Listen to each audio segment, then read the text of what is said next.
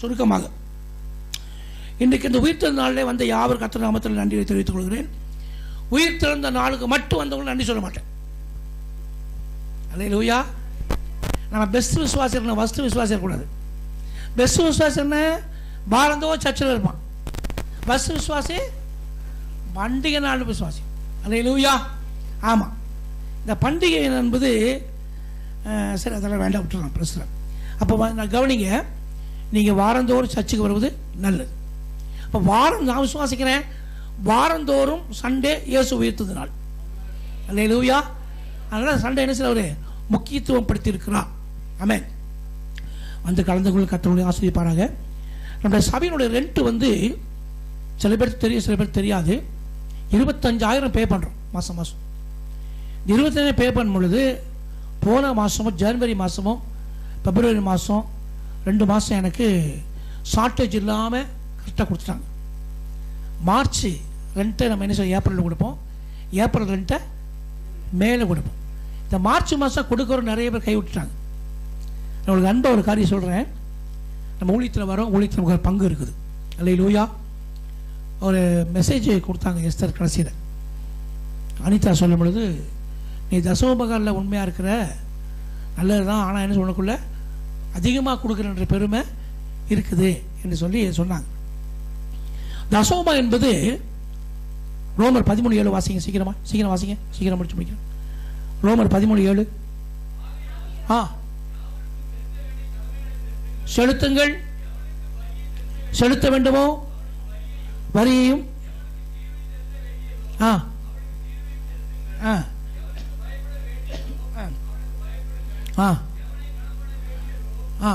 அதான் கர்த்தர் சொன்னார், ராயனுடையதே தேவனுடையதே. ஆமாம், அவங்க தான் பரலோகம் பிரவேசிக்க முடியும். நம்மளோட சபையில் இவ்வளோ பேர் வரீங்க, நான் தேவ சாமி சொல்கிறேன், 7 பேர் தான் எனக்கு காணிக்க தராங்க தசோபாகம். 7 பேர் தசோபாகம். அதுலேயும் சில பேர் ஒரு மாதம் தரமாட்டாங்க, விட்டுடுவாங்க. ரெகுலராக கொடுக்குறவங்க வச்சா 5 பேர் தான். ரெகுலராக மாதம் தவறாமல் என் கையில் தசோபாகம் கொடுக்குறவங்க 5 பேர் தான். இப்போ மற்றவங்க என்னங்க எங்கே இருக்கோம் உண்மையில்லாத லிஸ்ட்டில் இருக்கிறோம். ஆகவே கர்த்தர் இதை குறித்து கணக்கு கேட்குற தேவனாக இருக்கிறாரு. இதையாவது அந்த ட்ராமாவை பார்த்தாத திரும்புங்க, பணம் திரும்புங்க. தசோபா காரியங்களில், காணிக்க காரியங்களில், வாடகை காரியங்களில் சரியாக இருங்க. வாடகைக்கு சில பேர் உதவி செய்கிறாங்க, கர்த்தருக்கு ஸ்தோத்திரம். 500, 1000 அப்படிலாம் உதவி செய்கிறாங்க. ஒருத்தர் மட்டும் 3,000 ரூபா தராங்க. 3,000 ரூபா 3,500 ரூபா கொடுக்குறாங்க. ஆனால் அங்கே சூழ்நிலை பார்க்கும்போது மிக கடினமான ஒரு கஷ்டம். அதுலேயும் அவங்க என்ன செய்கிறாங்க, தனக்கு இல்லாத பரவாயில்ல கர்த்தர் கொடுன்னு சொல்லி வயிறாக கொடுக்குறாங்க. இன்னொருத்தருக்கு எவ்வளோ கடன் பிரச்சனை இருக்குது, அதுலேயும் எனக்கு டெய்லி உண்டியில் போடுற மாதிரி எனக்கு காசு அனுப்பிச்சிடுவாங்க. நான் தேங்க்ஸ் சொல்லுவேன், ஆனால் அவங்க கர்த்தருக்காக கனப்படுத்துகிறாங்க. அல்லேலூயா. நீங்கள் தேவனை கனப்படுத்த உங்கள் குறைவெல்லாம் மாறும், கடன் பிரச்சனை நீங்கும், கர்த்தர் ஆஸ்வதிப்பார். ஏன்னா நான் ஏன் இதை சொல்ல வரேன்னா, உங்களுக்கு தெரியாமல் யாரும் தெரிய போகுது. ஒவ்வொரு டைலிசிஸ்லையும் 32,000 செலவாகுது ஒரு மாதம். டைலிசிஸ் 32,000, ஒரு மாதம் 32,000, ஒரு மாதம் 34,000 அப்படி செலவாகும். அதெல்லாம் கிடையாது. இன்ஜெக்ஷனு, அப்புறம் ஸ்டீராய்டு இன்ஜெக்ஷனு, இதெல்லாம் போடும்போது எனக்கு கிட்டத்தட்ட எங்கேயோ போயிடுது. ஆனால் நீங்கள் கொடுக்குற காணிக்கைகள் எனக்கு சில சமயத்தில் உதவியாக இருக்குது. நீங்கள் ஸ்டாப் பண்ணும்போது நான் என்ன செய்கிறேன், ரொம்ப ஸ்ட்ரகிள் ஆகுது, நான் ரொம்ப கஷ்டப்படுறேன். ஊழியக்காரன் கஷ்டப்படுவதை கர்த்தர் விரும்புவதில்லை. அல்லேலூயா. எல்லா வகையிலும் ஊழியக்காரனையே கனப்படுத்து என்று கர்த்தர் சொல்கிறார். ஆகவே நீங்கள் சரியான முறையில் தசமாத் மூலமாய், வாடகை மூலமாய் கர்த்தரை கனப்படுத்துங்க. வாடகை நான் சொல்லி நீங்கள் அனுப்புறது சில பேர், சொல்லாமல் கொடுக்கறது நிறைய பேர். இந்த மாதம் 10ஆம் தேதி வருது அனுப்புங்கன்னா சில பேர் அனுப்புவாங்க. 10ஆம் தேதி வந்தாலும் வரலன்னா அதுக்கு முன்னாடி அனுப்பிடுவாங்க சில பேர். தயவு செய்து உங்களுக்கு சொல்கிறேன், 10ஆம் தேதிக்குள்ளே உங்களுடைய காணிக்கைகளை அனுப்பி கொடுங்க. 10ஆம் தேதி நான் வாடகை கொடுக்க வேண்டிய காரியம் இருக்கிறது, அதுக்கு நான் கொடுக்கணும். ஆகவே என்னுடைய நலனை கருதி என்னுடைய குறைவை நீங்கள் பார்த்து ரோமர் 12:13 பிரகாரமாய் பரிசுத்த குறைவை நிறைவாக்குங்கள். அதற்கேற்ற ஆசீர்வாதத்தை நிச்சயமாக கர்த்தர் உங்களுக்கு தருவார். அப்புறம் ஆராதனை என்பது ரொம்ப முக்கியம். 6 நாள் டீமிங் வந்துடுறாங்க, ஏதோ ஒரு நாள் லேட் ஆகுது சில காரியங்கள். ஆனால் ரெகுலராக என்ன சொல்கிற ஆராதனையில் லேட் ஆகக்கூடாது. குடும்பம் வரைக்கும் ஆராதனை சீக்கிரமாக வந்து பங்கு பெறுங்கள். ஆராதனை நடத்துகிறவங்க அதில் பொறுப்பாக இருக்கிறாங்க. ஆகவே அவர்களை ஆராதிக்கும் போது நீங்கள் வந்து செய்யணும், அதில் அவரோடு கூட சேர்ந்து நீங்கள் பங்கு பெறணும். அப்போ எனக்கு ஒரு ஆராதனை பொறுப்பு இருக்குது, நான் இத்தனை மணிக்குள்ளே சர்ச்சுக்கு போகணுன்னு சொல்லி ஒரு வைராக்கியம் நமக்குள்ளே எழும்பி வந்து ஆராதிக்கும் போது கர்த்தருக்காய் வைராக்கியம் பாருங்க, மோசையை கர்த்தர் ஆசீர்வதித்தார். அல்லேலூயா. இந்த காரியங்கள் ஜெபியுங்கள். விசேஷமாக நாளில் ஸ்கிரிப்டை ஆயத்தம் பண்ணி கொடுத்த டெக்கரேஷன் காரியம் மூலமாய் நமக்கு உதவி செஞ்ச, இன்னும் வேற என்னம்மா எனக்கு காப்பி போட்டு வந்து கொடுத்தாங்க ஒருத்தர். அல்லேலூயா. எல்லாரும் கர்த்தர் நாமத்தை நன்றி தெரிவித்துக்கிறேன். அல்லேலூயா. இன்னொரு முக்கியமான காரியம், ஒரு ஃபங்க்ஷனு சர்ச்சில் ப்ரோக்ராம் வந்த தயவுசெய்து எல்லாம் இருந்து முடிச்சு கொடுத்துட்டு போங்க. ஏன்னா லாஸ்ட் 2 பேர் 3 பேர் தான் கஷ்டப்படுறாங்க. நீங்கள் தயவு செய்து உங்களால் முடிஞ்ச உதவி நீங்கள் கூட்ட வேண்டாம், பிறக்க வேண்டாம், சேர் எடுத்து வைக்கலாம், இல்லை ஏதாவது சின்ன சின்ன காரியங்களை செய்யலாம். அப்படி எல்லாம் முடிச்சுட்டு எல்லோரும் போகும்போது ஒரு சமாதானம் இருக்கும். அல்லேலூயா.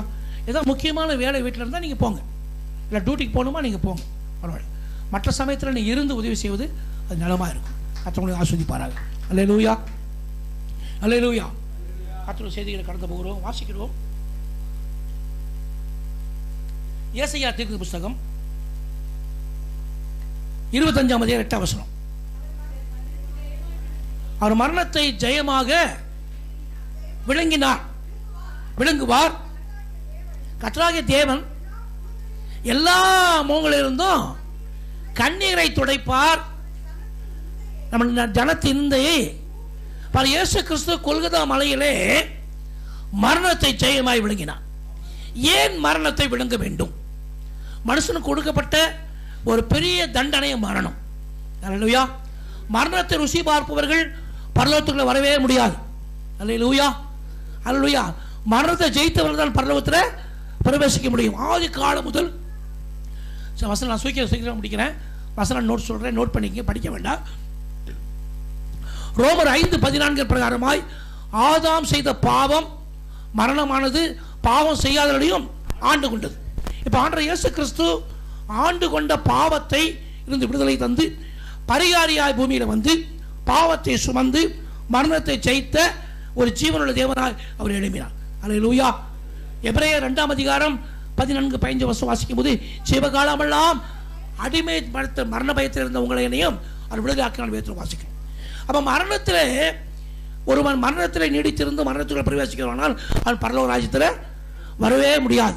ஆகவே கிறிஸ்து இயேசு தம்மை விசுவாசிக்கிற, தம்மை நம்புகிற, தம்மை ஆராதிக்கிற, தமக்கு பயப்படுகிற, ரட்சிக்கப்பட்ட, இயேசு ரத்தத்தால் கழுவப்பட்ட இயேசுடைய அல்லேலூயா ராபோஜன பந்தியிலே பங்கு பெற்று கர்த்தருக்காய் உண்மையாய் பரிசுத்தமாய் உடன்படிக்கையாய் வாழ்கிற பிள்ளைகளை அவங்க தான் மரணத்தை ஜெயிக்க முடியும். வெளிப்படுத்தல் 12:11 வாசிக்கும் போது மரணமே நேரில் இருந்தாலும் ஜீவனை பாராமல் ஆட்டு ரத்தத்தினாலும் சாட்சி வசனத்தினாலும் அவனை ஜெயித்தார்கள். இந்த உலகத்தில் எத்தனையோ பேர் பிறந்தார்கள், மரித்தார்கள், இன்னும் பிறக்கிறார்கள், மரிக்கிறார்கள். ஆனால் ஒரு முறை பிறந்து ஒரு முறை இறந்து உயிர் திறந்து ஆண்டவர் இயேசு கிறிஸ்து மட்டுமே. தம்பி ஆரம்பத்தில் சொன்னார், எத்தனையோ பேர் நான் செத்தா நான் என்னை புதைக்க வேண்டாம், நான் 3 நாளுக்கு அப்புறம் எந்திரிச்சிடுவேன். நீ 3 நாளுக்கு அப்புறம் எழுந்திரிச்சா பேய் தான்யா. அல்லேலூயா. நீ 3 நாளுக்கு அப்புறம் எழுந்திரிச்சா நீ ஆண்டாக முடியாது. அல்லேலூயா. பேய் தான் இல்லையா. சுடுகாட்டுக்கு போகிறவங்க என்ன செய்வாங்க, ஒரு பெரிய கூடையில் பொரியை கொண்டு போவாங்க, பொரியை தூவிக்கிட்டே போவாங்க, சில பேர் சில்லற காசை தூக்கிட்டே போவாங்க. ஒரு நாள் கேட்டேன், ஏன் அதை தூவுறீங்கன்னு. ராத்திரி நேரம் பேய் அந்த வீட்டை தேடி வருமா, தன்னுடைய வீட்டை தேடி வருமா. வரும்போது என்ன செய்யுமா, ஒவ்வொரு பொறியாக பொறுக்கிட்டு வருமா. வேற வேலை பேய்க்கு ஒவ்வொரு பொறியாக பொறுக்கிட்டு வரத்துக்குள்ளே விடிஞ்சிருமா. இல்லையா. என்ன ஐதீகம், என்ன நம்பிக்கை. அல்லேலூயா. ஸ்தோத்திரம். ஆமென். ஆனால் இயேசு கிறிஸ்து உயிர் தெழுந்த நோக்கம் சொல்ல விரும்புகிறேன். அல்லேலூயா. இது கதை அல்ல, புராணம் அல்ல, சரித்திரம், வரலாறு. இதை யாரும் மறுக்க முடியல, மறைக்க முடியல, இல்லை என்று சொல்ல முடியல. அல்லது எவ்வளோ பிரயத்தனம் எடுத்தார்கள். ஏறுவது சொன்னா பரிசேஷனை கூப்பிட்டு நீங்கள் போய் என்ன செய்யுங்க, அவரை அடக்கம் பண்ணியாச்சு, அடக்கம் பண்ணும்போது எடுத்துகிட்டு போயிட்டாங்க அப்படின்னு சொல்லுங்கன்னு சொன்னாங்க. ஆனால் அது என்ன, பணம் கொடுத்து சொல்ல சொன்னான். இந்த காரியம் அவங்க போகும்போது இயேசு உயிர் தெழுந்தார்.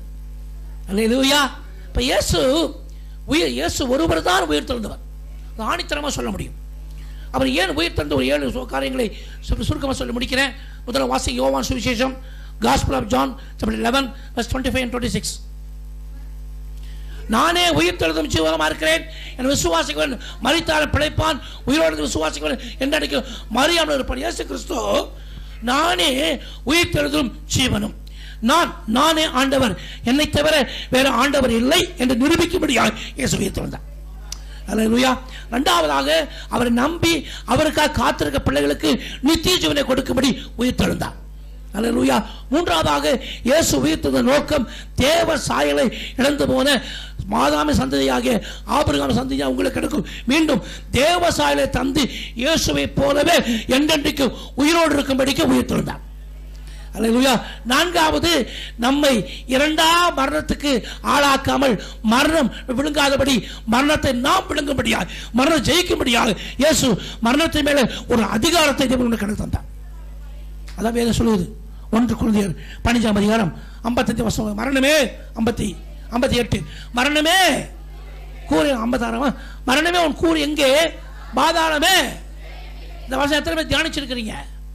மரணமே கூறு எங்கே என்று சொல்லி புதிய விசுவாசிகள் எழும்புவார்கள். கல்லறைகள் திறக்கும்.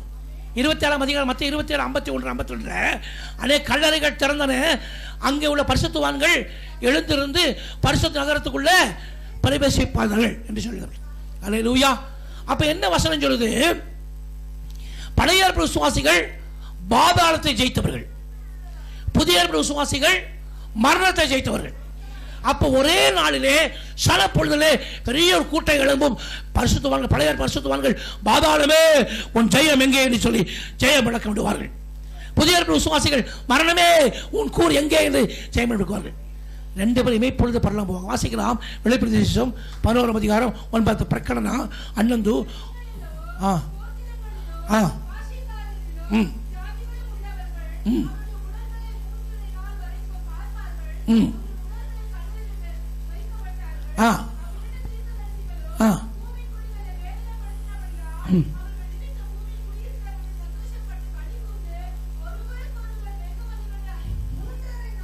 மூன்று நாளைக்கு பின்பு தேவனிடத்திலிருந்து ஜீவ ஆவி, ஹல்லேலூயா ஹல்லேலூயா, 3 நாளைக்கு பின்பு அவர்களுக்குள்ள ஜீவ ஆவி வந்து அவரை எழுப்பி கால் நின்று போனார்கள்.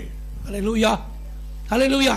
இழந்து போன ஜீவ ஆவியை நீ நான் பெற்றுக்கொள்வது தான் நமக்கு ஜீவ போஜனம் இருக்கிறது. இந்த போஜனை புசிக்கிறவங்க என்னவாங்க? மரித்தாலும் பிழைப்பாங்க. எதை விசுவாசிக்கிறீங்க? கிறிஸ்து எனக்குள்ள உருவாக்குவது உயிர்த்தெழுதலின் போஜனம். இது பேர் என்னங்க? உயிர்த்தெழுதலின் போஜனம். அல்லேலூயா. இதை புசிக்கிறவன் மரித்தாலும் பிழைப்பான். நான் சொல்ல வசனம் சொல்லுது. யோவான் சுவிசேஷம் 6ஆம் அதிகாரம் 55 முதல் 58 ஒரு வாசிக்கும் போது, இந்த அப்பத்தை புசித்து அத்தத்தை பானம் பண்ணுறானோ கடைசி நாளில் அவனை உயிரோடு எழுப்புவேன், அவன் மரித்தாலும் பிழைப்பான். அல்லேலூயா.